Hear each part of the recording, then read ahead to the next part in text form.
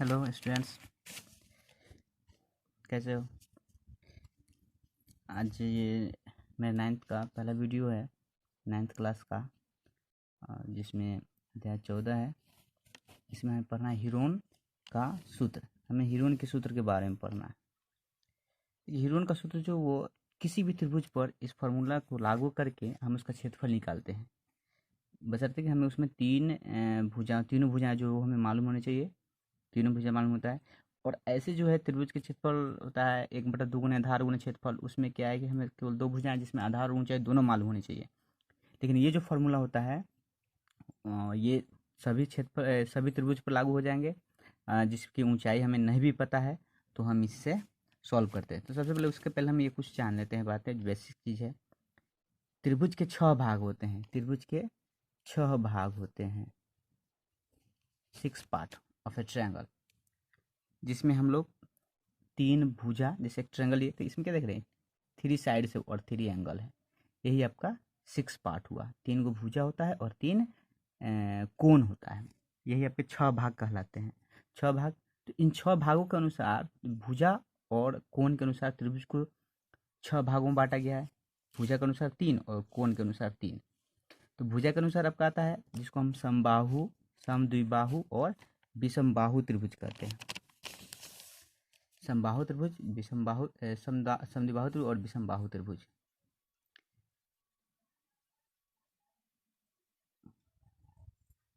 जिसमें समबाहु त्रिभुज, देखिए समबाहु, सम मीन्स होता है बराबर, बाहु मीन्स भुजा और त्रिभुज का त्रिभुज 3 भुजा हो।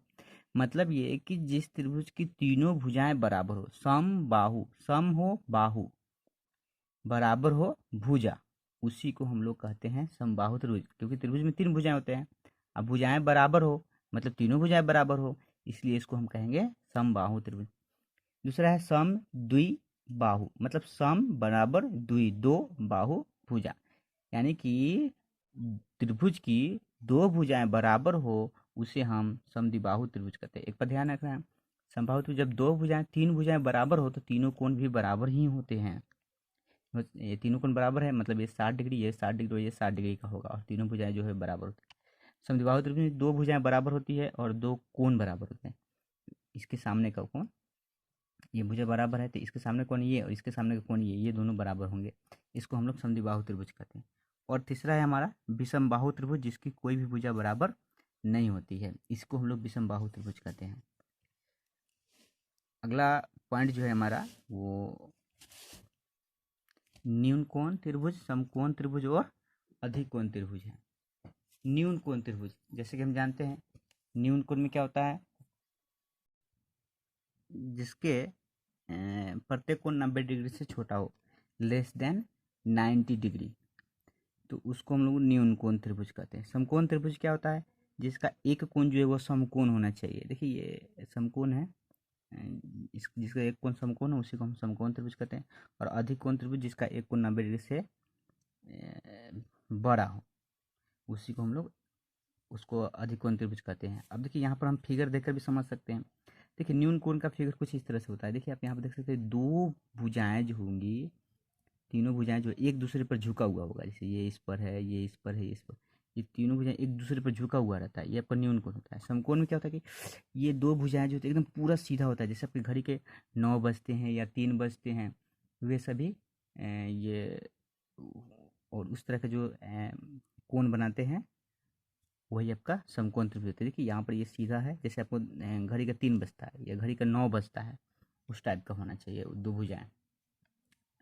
और तीसरी भुजा उन दोनों को जो मिलाती है ये आपका समकोण त्रिभुज होता है। क्योंकि त्रिभुज में 3 भुजाएं होती है तो तीनों भुजा है।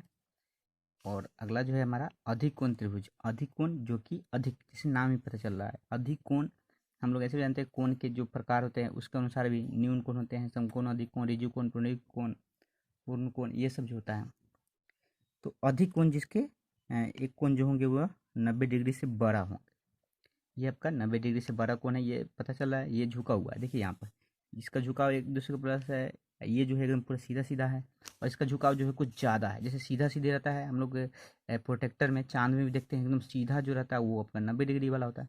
और जैसे ही 90 से इधर जाने लगते हैं, बाएं साइड जाते हैं, तो आपका बायां साइड हो तो आप अधिक कोण में चले जाते हैं। 91 डिग्री हो, 92 डिग्री हो, 93 डिग्री हो, ये सब अधिक कोण कहलाते हैं। न्यून कोण में 90 से छोटा 89 हो, 88 हो, 87 हो, 89, 87, 86, ये सब जो होता है न्यून कोण होता है। तो ये आपका न्यून कोण समकोण त्रिभुज। आप फिगर देखकर भी बता सकते हैं कि ये फिगर, इसका फिगर कुछ इस तरह से है। ये 90 डिग्री से बढ़ा हुआ, ये 90 डिग्री से, ये लाइन जो है ये 90 से बड़ा दिखता है, और ये जो है पूरा सीधा होगा, और ये दोनों एक दूसरे पे झुका हुआ। ये आपका 90, ये आपका हो गया न्यून कोण त्रिभुज, समकोण त्रिभुज, अधिक कोण त्रिभुज। इसको इंग्लिश में क्रमशः इसको बोलते हैं हम लोग equilateral triangle. Equilateral triangle, equilateral दिख रहा है।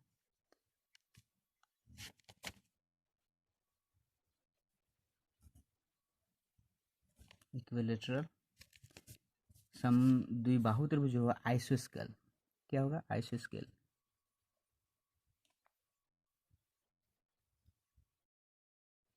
आइसोस्केल्स। और ये जो होगा आपका स्केलन ट्रायंगल, SCALENE, ये आपका स्केलन ट्रायंगल इस तरह से होता है। इक्विलेटरल, आइसोस्केल और स्केलन ट्रायंगल। अगला है आपका न्यून कोण त्रिभुज। इसको हम लोग बोलते हैं न्यून कोण acute angle triangle. Acute angle, जैसे न्यून कोण को हम एक्यूट एंगल बोलते हैं। एक्यूट एंगल ट्रायंगल है, TRIANGLE।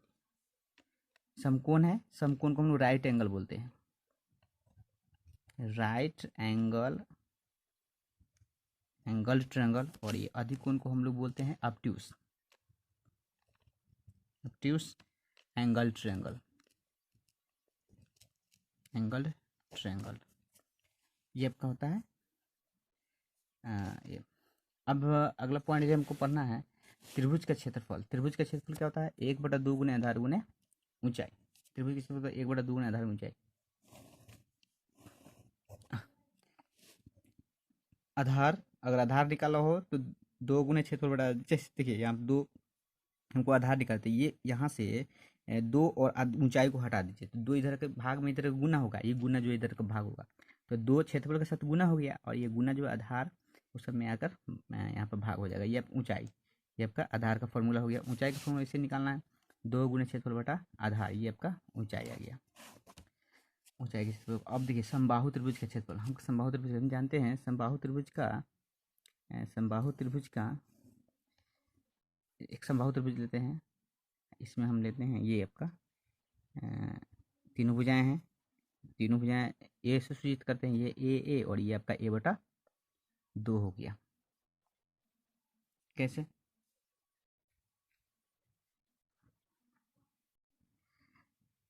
A/2, क्योंकि ये भुजाएं जो है ए है, और इसमें लंब डालते हैं तो इस भुजा को समद्विभाजित करता है, इसलिए A/2 लेंगे। तो इस तरह से आपका ABD एक समकोण त्रिभुज बनता है। हम जानते हैं पाइथागोरस प्रिंस, कर्ण स्क्वायर बराबर लंब स्क्वायर, इधर ऐसा ये आपका कर्ण हुआ, ये लंब और आधार हो गया, तो लंब स्क्वायर जो आधार है स्क्वायर, ए स्क्वायर AD स्क्वायर जो A/2, ये आपका ABD जो है A/2 का होल स्क्वायर हो गया। और जब हम इसको सॉल्व करते हैं तो AD जो है आपका √3/2 है, √3a/2। अब हम क्षेत्रफल निकालें, तो क्षेत्रफल बराबर क्या होता है हमारा? क्षेत्रफल बराबर होता है 1/2 गुने आधार गुने, ये तो आपको ऊंचाई हो गया, ये AD हमारा निकल गया, ये ऊंचाई कहते हैं। अब क्षेत्रफल बराबर होता है 1/2 गुने आधार गुने ऊंचाई, तो 1/2 गुने आधार है हमारा ये BC, इसको हम A कहेंगे, और ऊंचाई जो है आपका √3/2a आया है। जब हम इसको सॉल्व करते हैं तो हमारा आता है √3/4a²। इस तरह से आपका आता है समबाहु त्रिभुज का क्षेत्रफल। उसी तरह से आपका समद्विबाहु त्रिभुज का क्षेत्रफल अगर निकालना हो तो उसके लिए हम इस तरह से करेंगे। समद्विबाहु त्रिभुज का क्षेत्रफल जो होता है 1/4 b into √4a² minus b²। ये अब समद्विबाहु त्रिभुज का क्षेत्रफल उसी तरह से निकलता है। अब देखिए इसमें जो है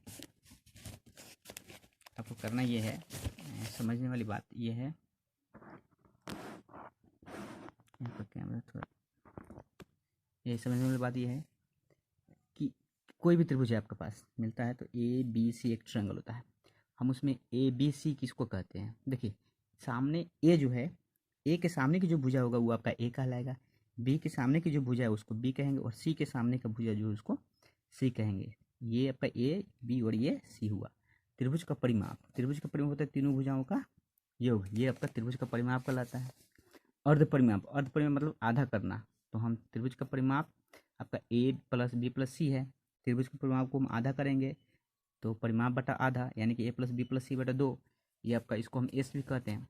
और ये रहा आपका हीरोन का फॉर्मूला, जिससे हम ये निकालते हैं, बिना अगर ऊंचाई नहीं पता है तो भी हम इससे निकाल सकते हैं त्रिभुज के क्षेत्रफल। इसी को हीरोन का सूत्र बोलते हैं, S into S minus A into S minus B into S minus सी।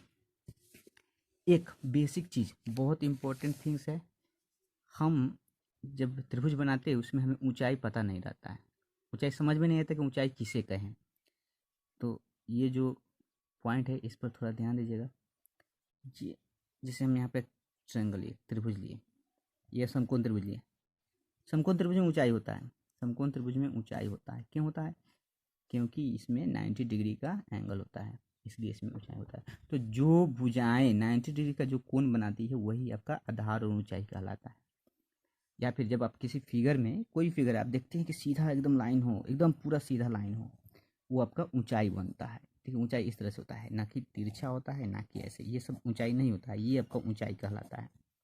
ठीक है, तो आप किसी भी फिगर में, कोई भी ट्रायंगल हो, जैसे समबाहु त्रिभुज की अगर बात करें, ये देखिए समबाहु या संधिबाहु या न्यूनकोण आप ये त्रिभुज लेते हैं, तो इसमें आपका ऊंचाई नहीं दिया हुआ है, इसमें ऊंचाई नहीं दिया हुआ है, तो हम इसमें ऊंचाई कैसे निकालेंगे? आप इसमें ऊंचाई ऐसे डाल सकते हैं, ये आपका ऊंचाई होगा। आप इसको नाम देते हैं डी, यहाँ से यहाँ डालेंगे, एफ कर देते हैं, इससे इसको डाल देते हैं, ई कर देते हैं, आपका डी ई एफ, ये आपको ऊंचाई। तो एक त्रिभुज में आप तीन ऊंचाई, ऊंचाई जो है वो हाइट, ये आपको निकालना है। अब ऊंचाई और आधार क्या होगा? देखिए ऊंचाई जिस पर होता है उसी को हम लोग आधार कहते हैं। आपका एडी जो है वो बीसी पर है, तो ऊंचाई, अगर ये ऊंचाई और इधर आधार कर देते हैं, अगर ऊंचाई आपका एडी है तो आधार जो होगा आपका बीसी होगा। अगर ऊंचाई बीई है तो आधार जो होगा क्या होगा? बी ऊंचाई है तो आधार आपका एसी हो जाएगा। और ऊंचाई ए बी है, सॉरी ऊंचाई सी एफ, सी एफ है, सी एफ है, ऊंचाई सी एफ है तो आधार जो होगा वो आपका ए बी होगा। ये आपका आ गया, ये उम्मीद है समझ में आया होगा। देखिए ऊंचाई जो होता है वो सभी ट्रायंगल में नहीं होता है, आपको वो निकालना होता है। अगर इस तरह का अगर साइन हो कहीं पर एकदम पूरा सीधा सीधा लाइन हो तो समझ लेना ऊंचाई है, और इस तरह का हो तिरछा आ रहा तिरछा तो वो ऊंचाई नहीं होता है। एक और फिगर, जैसे ऑब्टयूस एंगल ट्रायंगल में अधिकोण त्रिभुज में इस तरह का होता है, इसमें हम कई तरह से ऊंचाई, आप यहाँ से भी यहाँ डाल सकते हैं ऊंचाई, और या फिर इसका ऊंचाई जो है इस तरह से आता है, आपका ट्रायंगल से बाहर लिखा जाता है, ये आपका आता है ए बी सी कर दो, और यहाँ से इसको डॉट डॉट मिला देते हैं, यहाँ एम दे देते हैं, यही आपका ऊंचाई होगा। और ये अगर ऊंचाई ए एम है तो आधार जो आपका बी सी ही होगा, सिर्फ आधार यहीं तक लिखना है आपको, बी एम नहीं लिखना है। ये ऊंचाई हुआ तो ये आधार हुआ, बस इसमें इस फॉर्मूला को आपको याद रखना है। फिर नेक्स्ट वीडियो में नेक्स्ट मिलेगा, अगला पॉइंट मिलेगा। तब तक के लिए धन्यवाद। वीडियो को लाइक ज़रूर करें और कमेंट ज़रूर करें।